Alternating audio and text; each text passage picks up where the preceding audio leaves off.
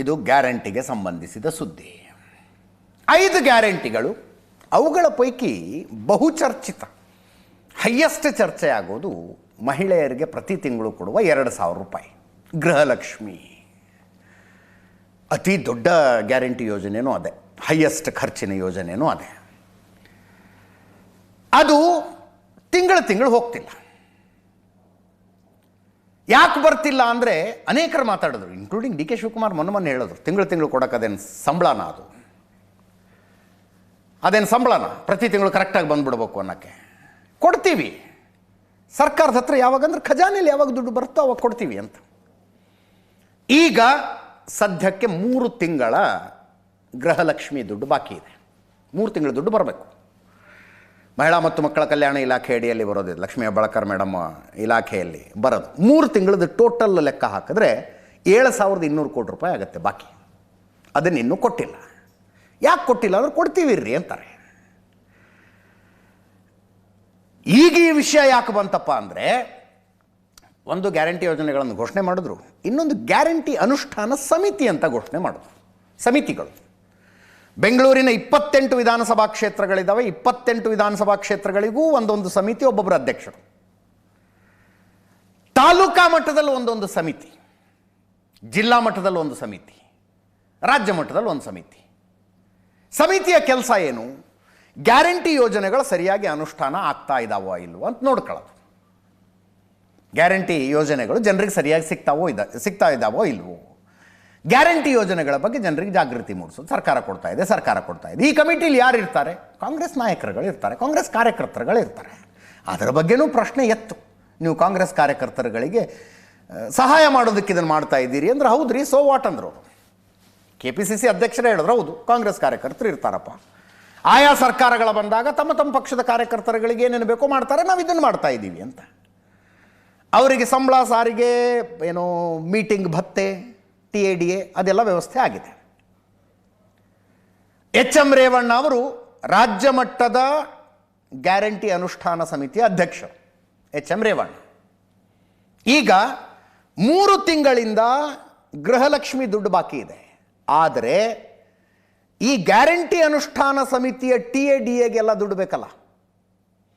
ಆ ದುಡ್ಡು ಕಳೆದ 2 ತಿಂಗಳಿಂದ ಬಾಕಿ ಇರೋದು, ಮುಂದಿನ 3 ತಿಂಗಳಿಗೆ ಬೇಕಾಗಿದ್ದ ಅಡ್ವಾನ್ಸ್ ಎಲ್ಲ ಸೇರಿ ಸರ್ಕಾರ ಒಂದ್ಸಲ ಬಿಡುಗಡೆ ಮಾಡಿದೆ. ಎಲ್ಲ ಸೇರಿ ಒಂದ್ಸಲ ಗ್ಯಾರಂಟಿ ಅನುಷ್ಠಾನ ಸಮಿತಿಗೆ ಖರ್ಚಿಗೆ ಕಾಸಿಗೆ ಏನೇನು ಬೇಕಲ್ಲ, ಅದು ಎಲ್ಲವೂ ರಿಲೀಸು. ಏಪ್ರಿಲ್ನಿಂದ ಆಗಸ್ಟ್ ತನಕ, ಏಪ್ರಿಲ್ ಮೇ ಬಾಕಿ ಇತ್ತು, ಮೇ ತಿಂಗಳ ಎಂಡಲ್ಲಿದ್ದೀವಿ, ಏಪ್ರಿಲ್ ಮೇ ಬಾಕಿ ಇತ್ತು, ಆ 2 ತಿಂಗಳದ್ದು ಕೊಟ್ಟರು. ಜೂನ್ ಜುಲೈ ಆಗಸ್ಟಿಗೆ ಏನು ಬೇಕೋ ಅದನ್ನು ಕೊಟ್ಟಿದ್ದಾರೆ.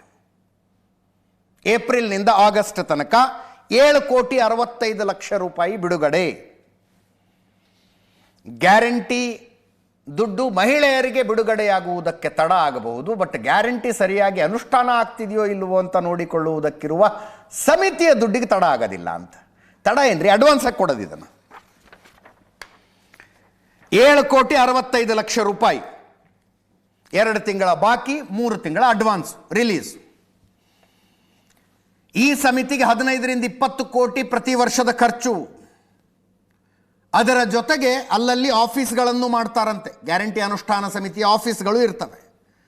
ರಾಜ್ಯದಾದ್ಯಂತ ಒಟ್ಟು 4,669 ಕಾಂಗ್ರೆಸ್ ಕಾರ್ಯಕರ್ತರು, ನಾಯಕರುಗಳು ಈ ಕಮಿಟಿಗಳಲ್ಲಿದ್ದಾರೆ. ತಾಲೂಕು ಮಟ್ಟ, ಜಿಲ್ಲಾ ಮಟ್ಟ, ರಾಜ್ಯ ಮಟ್ಟ, ಬೆಂಗಳೂರು ನಗರ ಸೇರಿದ್ರೆ 4,669 ಕಾಂಗ್ರೆಸ್ ಕಾರ್ಯಕರ್ತರು ಮತ್ತು ಮುಖಂಡರಿದ್ದಾರೆ.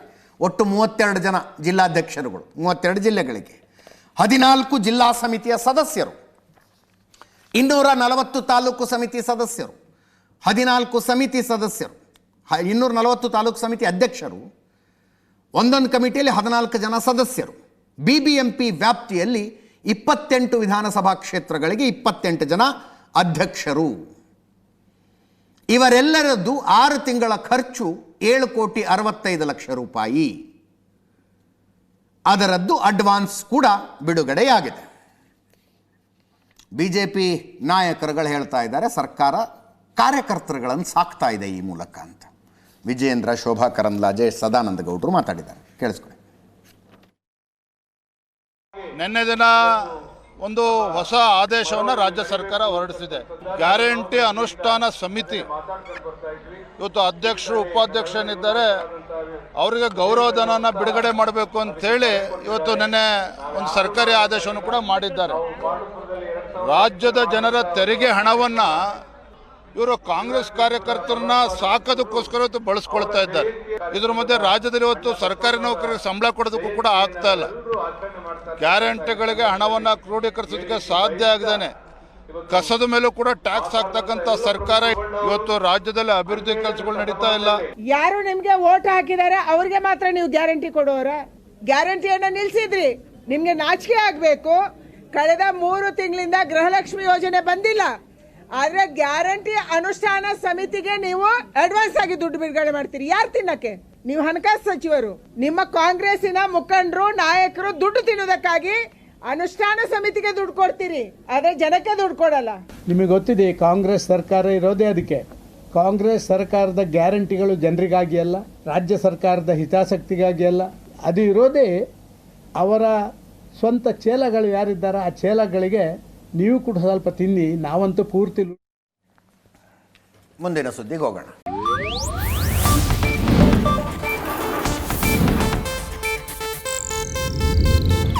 ಇದು ಏಷ್ಯಾನೆಟ್ ನ್ಯೂಸ್ ನೆಟ್ವರ್ಕ್ ಪ್ರಸ್ತುತಿ.